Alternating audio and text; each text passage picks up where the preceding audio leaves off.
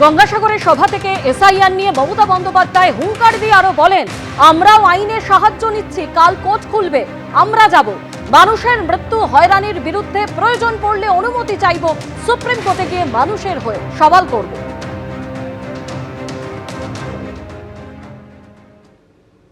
এ লড়াই বাঁচার লড়াই, এই লড়াই বাঁচতে হবে। আমরাও আইনের সাহায্য নিচ্ছি, আগামীকাল কোর্ট খুলবে, আমরাও আইনে যাব। এত মানুষের মৃত্যু, এত মানুষকে যেভাবে হ্যারাস করেছে তার বিরুদ্ধে, এবং প্রয়োজন পড়লে আমি নিজেও পারমিশন চাইব, দরকার হলে আমিও সুপ্রিম কোর্টে গিয়ে মানুষের হয়ে আমি প্লিড করব, আমি মানুষের হয়ে কথা বলবো। আমি নট অ্যাজ এ লয়ার যাব, আমি লয়ার আছি, আমি নট অ্যাজ এ লয়ার যাব, আমি একজন সাধারণ নাগরিক হিসেবে আমি তো আমার কথা বলতেই পারি, আমি আমার কথা বলার পারমিশন নেব এবং চোখে আঙুল দিয়ে দেখাবার চেষ্টা করব গ্রাসরুটে কি চলছে।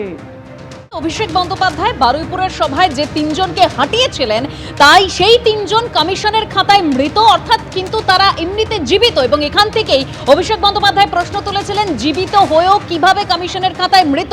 আর এবার কমিশনের তরফে কি রিপোর্ট জমা পড়েছে, কি বলছে কমিশন, আরো একবার আমরা এই বিষয়ে জানবো আমাদের প্রতিনিধি রুমা পালের কাছ থেকে। রুমা,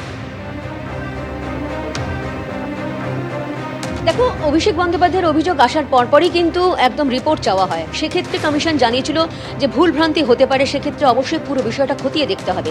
এখন সেই রিপোর্ট এসে জমা পড়েছে, ইআরও রিপোর্ট এসে জমা পড়েছে, যেখানে বিএলও বলছে যে অনিচ্ছাকৃত ভুল হয়েছে 2 ভোটারের ক্ষেত্রে, এবং যখন তার নজরে এসেছে যে একদম ওয়েবসাইটে সেখানে মৃত বলে তাদের রয়েছে, তাদেরকে কিন্তু ফর্ম 6 দেওয়া হয়েছে, অর্থাৎ নতুন করে যাতে তারা ভোটার হিসেবে অ্যাপ্লাই করতে পারে।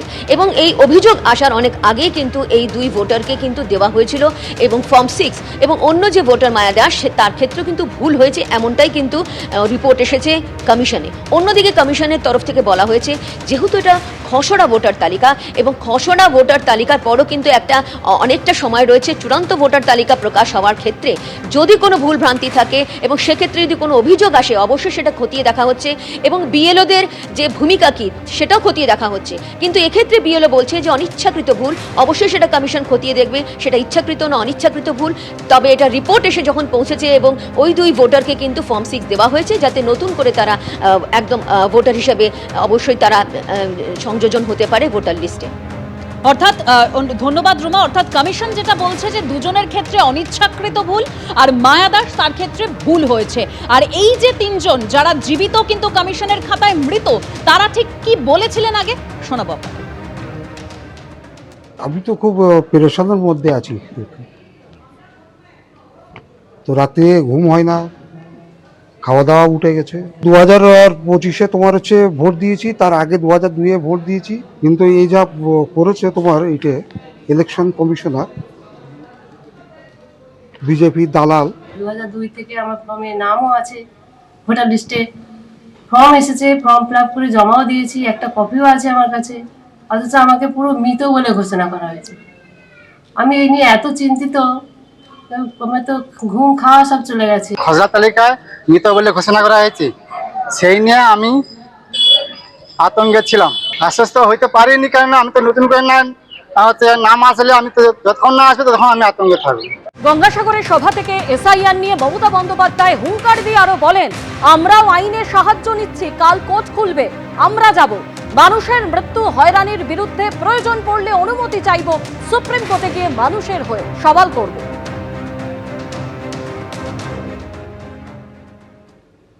এ লড়াই বাঁচার লড়াই, এই লড়াই বাঁচতে হবে। আমরাও আইনের সাহায্য নিচ্ছি, আগামীকাল কোর্ট খুলবে, আমরাও আইনে যাব। এত মানুষের মৃত্যু, এত মানুষকে যেভাবে হ্যারাস করেছে তার বিরুদ্ধে, এবং প্রয়োজন পড়লে আমি নিজেও পারমিশন চাইব, দরকার হলে আমিও সুপ্রিম কোর্টে গিয়ে মানুষের হয়ে আমি প্লিড করব, আমি মানুষের হয়ে কথা বলবো। আমি নট অ্যাজ এ লয়ার যাব, আমি লয়ার আছি, আমি নট অ্যাজ এ লয়ার যাব, আমি একজন সাধারণ নাগরিক হিসেবে আমি তো আমার কথা বলতেই পারি, আমি আমার কথা বলার পারমিশন নেব এবং চোখে আঙুল দিয়ে দেখাবার চেষ্টা করব গ্রাসরুটে কি চলছে। এসআইআর নিয়ে মমতা বন্দ্যোপাধ্যায় বলছেন যে দরকার পড়লে আমি সুপ্রিম কোর্টে যাব, মানুষের হয়ে কথা বলবো। আর রাজ্যকে কটাক্ষ করে শুভেন্দু অধিকারী কি বলেছেন শোনাবো, এবং তার পাল্টা কুণাল ঘোষী বা কি বলছেন শুনুন। এসআইআর তো প্রথম স্টার্ট হয়েছে 24শে জুনের পরে বিহারে। দেশে এসআইআর চালু হয়েছে 24শে জুন, ফেজ ওয়াইজ হচ্ছে। ফার্স্ট হয়ে গেছে বিহারে। বিহারে এরাই বলেছিল এই ভোটার লিস্টে লড়বো না, তারাই তো লড়েছেন, গোহারান হেরেছেন, তারপর তো মুখ বন্ধ। সুপ্রিম কোর্টে শুধু বিহারের আরজেডি নেতারা যাননি, আপনি মহুয়া মৈত্র মাননীয় সাংসদকেও পাঠিয়েছিলেন। আপনার সরকার, পশ্চিমবঙ্গ সরকার অযাচিতভাবে পার্টি হয়েছিল। সুপ্রিম কোর্টও তো আপনাদের কথা শোনেননি।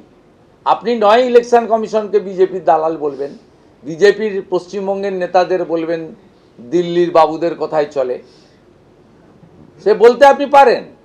তো মমতা ব্যানার্জির উচিত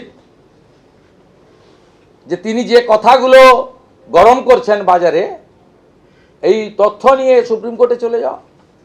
আর অবজারভারদের উপরে ওই জেলা পরিষদের মহিলাদের নামিয়ে দিয়ে হামলাবাজি বন্ধ করুন, অফিসারদেরকে ধমক চমক বন্ধ করুন। সুপ্রিম কোর্টে আগেও গেছিলেন, এখনও যাওয়ার সুযোগ আছে, যান আপনি। আমরা বলছি যে পদ্ধতিতে হয়েছে তাতে জেনুইন ভোটাররা তারা হয়রান হচ্ছেন।